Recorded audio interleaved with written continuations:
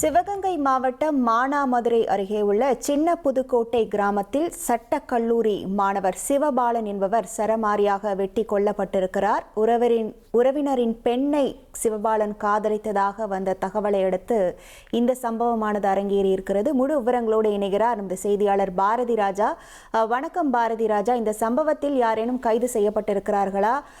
போலீசாரின் முதற்கட்ட விசாரணையில் என்ன தகவல் வெளியாகி இருக்கிறது?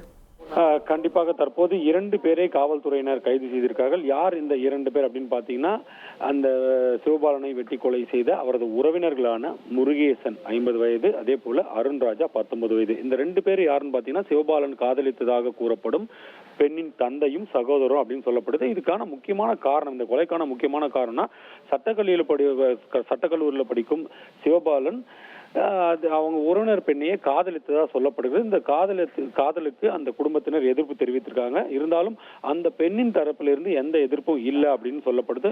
இதனால சிவபாலன் மீது கடுமையான ஆத்திரத்தில் இருந்திருக்காங்க. பலமுறை அந்த சிவபாலனை எச்சரித்தும் இருந்திருக்கார்கள்.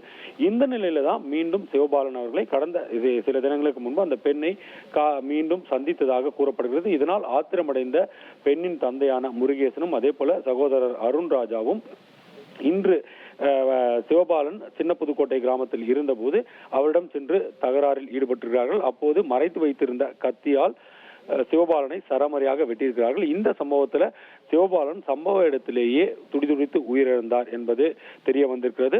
தகவல் அறிந்து சம்பவ இடத்திற்கு சென்ற போலீசார் 2 பேரையும், அதாவது அந்த வெட்டி கொலை செய்த முருகேசன் மற்றும் அருண்ராஜா 2 பேரையும் கைது செய்திருக்கிறார்கள். அதே போல உயிரிழந்த சிவபாலனின் உடலை கைப்பற்றி பிரேத பரிசோதனைக்காக சிவகங்கை அரசு மருத்துவமனைக்கு அனுப்பி வைத்திருக்கிறார்கள்.